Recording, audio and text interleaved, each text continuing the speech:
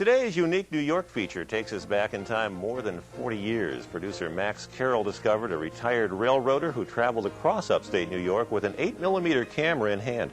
The result is some very fascinating footage that takes many of us back to our childhoods and introduces younger viewers to a time long past. Railroad Memories is today's unique New York.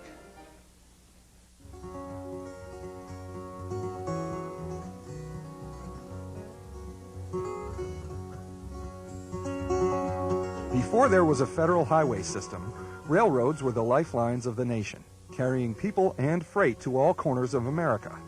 Bill McLane of Auburn spent most of a 40-year career as a railroad engineer, riding through upstate New York and the southern tier.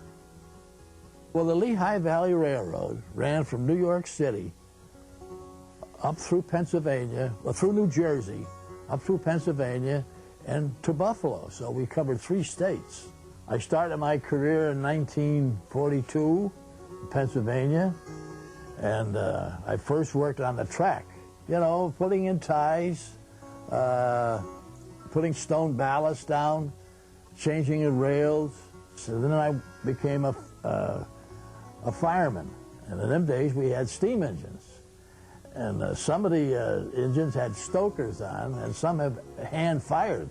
You had a shovel call. And I worked at that until around 1949 when the diesels came. And after that, I was a diesel fireman for a few years and then was promoted to an engineer. In the early steam era, a fireman might shovel tons of coal to keep the locomotive running at best speed. As diesel engines appeared, the train crewman had more to do with switching to the right track and watching for problems than shoveling fuel. The job became simpler, but no less important. The railroad was the main source of fuel and raw materials for the factories and towns along the route. The controls were simple, really, reverse, forward, and back. But the big part was braking, especially if you had a heavy train or a coal train. In them days, people still use coal. So we'd have coal to deliver. And that, all our little stations all the way down, mostly it was feed business, coal and lumber. It wasn't really physical hard work. You're sitting there in the engine, but there was a lot of strain on you.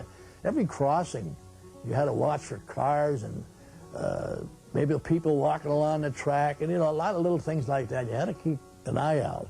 The biggest, you know, threat or whatever for us was hitting cars or hitting trucks or we see a gasoline truck coming. Boy, you know, hard to come right up in your mouth. You know, if you hit one of them, you're all done. Being an engineer also meant driving trains at all hours of the night and on holidays. But Bill McLane enjoyed his job enough to collect albums and film reels full of memories. He brought a movie camera along in the 1960s and 70s to capture railroading life.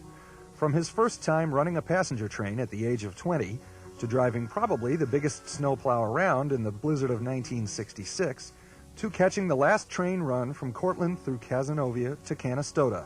His collection of memories holds a fine sampling of the places and hard-working people of the railroad business.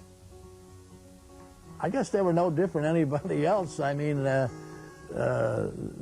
they like sports and they like to have a few drinks once in a while. They used to like to talk about the girls, you know, and there was very few that quit. You know, most of them got on there and liked the job. You know, there was just, even with all the weather conditions like this, and the long hours and the odd hours, you had to work holidays a lot of times and things like that, you know, but it was a good paying job. Gradually, both passengers and freight began to shift from rails to roadways. As trucks became cheaper and easier for shipping, the Lehigh Valley Railroad was consolidated with other eastern railways into a federally supported conglomerate. Coal was no longer a primary fuel source, passengers now owned their own cars, and the rail business had changed for good.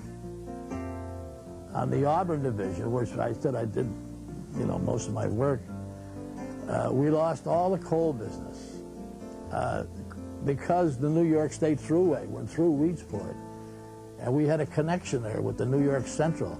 And after the Thruway went through, we lost the connection, so we lost our coal business, and that hurt us bad, you know. And then after that, slowly they started to tear up the track from Fairhaven to Cato. And we just went as far as Cato. And then it wasn't too long after that, then they wanted to abandon that. And the biggest thing now is like the piggyback trains. You know, we could put 150 tractor trailers on a train with 2 men and take it across the country, you know. The difference I can see is the 2-man crew instead of 5, no caboose on the rear end, and they've got these detectors along the track that tell you whether you have a hot box or dragging equipment, and some of the new locomotives have computers on them. It's a long way, boy, from a steam engine with shoveling coal. Today's freight trains carry more freight but use less manpower. Many former passenger and freight stations are now private homes, offices, or museums.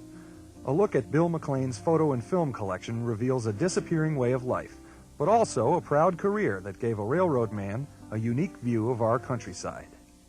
Almost any run I had, I really enjoyed. I mean, Cortland to Canastota was nice. Up through Casnovia, up through there, and New Woodstock. Between Auburn and Sayre along Owasco Lake. We went through a lot of lakes and rivers. Out along Cayuga Lake, out to Milliken Power Station. You know, you can't get there by car. That was a beautiful ride, too, especially in the fall when the colors change and everything else, you know.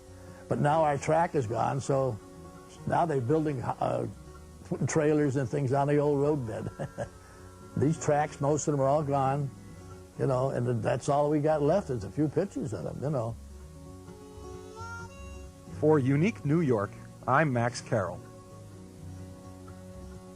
A great story by Max Carroll, Dave. I was impressed with that. A lot of memories. It really was. You know, Jack, we're now starting our second week of the program, and so many comments that I've heard from the public have enjoyed these video pieces that we call Unique New York. They bring back memories for a lot of us. Really I know do. the last one takes me back to my grandfather was an engineer running from Buffalo to Conneaut, Ohio and back pretty much every day. I guess it was the late 40s and the 50s and through there.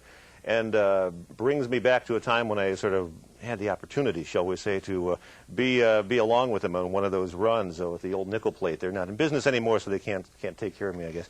But it really does bring back the memories, and I think a lot of these Unique New York segments have done just that. And hopefully we'll have some that'll bring back some memories for some folks down the way.